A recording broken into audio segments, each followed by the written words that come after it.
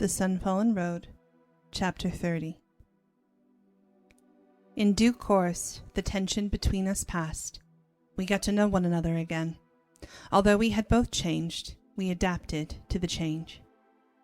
2 years after my return from Etzion-Geber, we opted to leave Chicago. We put the house up for sale, and within 6 months we had sold it for a good price to a young couple with 2 children. On our last night in the house, we had them up for dinner, and the next day we were bound for Seattle, accompanied by 2 huge moving trucks laden with our furniture and belongings. Our house in Seattle was smaller than the one in Chicago, but no less beautiful. This one was a turn-of-the-century Victorian, with true glass windows, wooden siding, and a sprawling backyard. It was spring, and we immediately set to work setting up the house. Silver spent most of our first full day buying plants at the nursery and digging in the garden, for it was the time of year to plant roses, and both of us loved roses more than any other flower in the world. We were alone for the first few months, but after a time we began to make new friends in Seattle. Although teaching work was difficult for Silver at first, we both offered tutoring services, and I still did translation work for clients in Chicago and new ones in Seattle. We didn't want for much, or for company, and it was like a brand new life for us. The roses grew, and so did we. I began to realize how precious life truly was as I watched him, as I watched our friends, watched them change and grow and get older. Every second was vital, every minute had meaning, every day and year had value. I began to truly understand what it meant to be human. But as humans get older, they grow weaker also. And 23 years after we moved to Seattle, I received the most heartbreaking news of my existence. Silver had cancer. Pancreatic cancer. I knew very little about human illnesses, but the doctor gently told us that pancreatic cancer was among the most difficult to cure. In short, he was telling us that Silver wasn't likely to survive it. We fought his illness for almost 10 long years. He struggled against it for himself, for me, for life itself. Every day I watched him grow weaker. I made sure he ate. I saw to his medications and treatments. I prayed to a God that I felt had betrayed me to save him. But that God didn't. One night he went to bed even earlier than usual. I accompanied him, and I held him in my arms. "Melpomene," he said to me, "I want you to promise me something." "What is it?" "That when I am gone—" "No, don't say that," I whispered fiercely, kissing him. He silenced me gently with a touch to my cheek. "When I am gone, don't forget to live." "I don't know what you mean," I said, tears beginning. "You have so much life to live," he said. "Don't waste it. Do what makes you happy." "I want you to be there," I said, stroking his face. The chemotherapy had taken all his hair. I ran my hands over the smoothness of his skull. He was gaunt, skeletal. His sickness had taken all but his spirit, which shone in his eyes like the light of heaven. It made me sick with grief to see him reduced to this, he who had once been so strong and vibrant, laid to waste by his sickness. "But if I can't be, don't waste it," he said. "I love you so much. I want you to be happy." I knew he was tired. I didn't want to argue with him.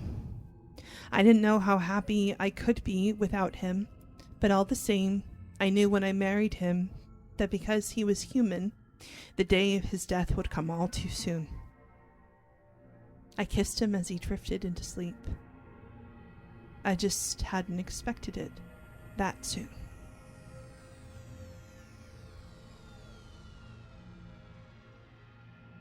The funeral was a week later. Several of his friends had flown from Chicago to attend the funeral, and they stood around me, understanding my need for silence. They did not speak, only held my hands wrapped their arms around my shoulders, watching with me as Silver's casket was lowered into the ground. At the funeral banquet, I was still. I ate and drank only when our longtime friend Patrick pressed food and drink on me. He stayed for a week out of worry.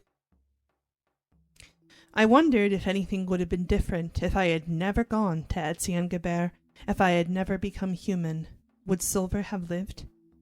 My blood could have saved him from the illness if I had still been a vampire. The road to Etienne-Gabert will test you, I remembered. But Silver was gone. The years I had spent with him were over. What life was there left for me?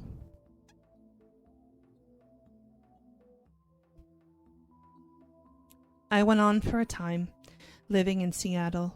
I worked. I pored over the garden every year that we had grown together.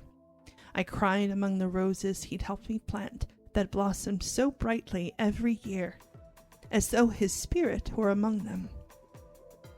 Some nights I dreamed of him, a gauzy shade under a full moon, turning to look at me with a smile on his face and sadness in his eyes. I was going mad. I began to hear the voices of the spirits again. In them I heard a desperate desire to return to the realm of the One, to be with Silver once again, to find peace. I could not go on this way. I flew to Chicago and visited the court of Michael Glass. The way the vampires responded to me now was wary but eager, because although they knew I had once been one of them, I was human now. I was food. I didn't care. If one of them had chosen to kill me, I would have welcomed death. I would have welcomed freedom from a life without Silver. I went to see Father Inglesio, who looked surprised to see me, but instantly recognized that I was no longer a vampire. "You lived then?" he said. I nodded. "What brings you here, then?"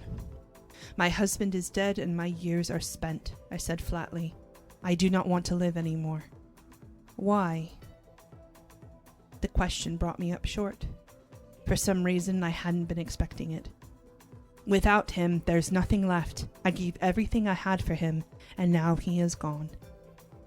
"You must find something else to live for, child," he said gently. "Aside from suicide, a sin in the eyes of God, there is no other choice." I looked at him. "How?" "Look inside yourself and see what you can give. See also what you must take. Find a way to survive." He made the sign of the cross over me. "May God be with you," he said. "And also with you," I murmured.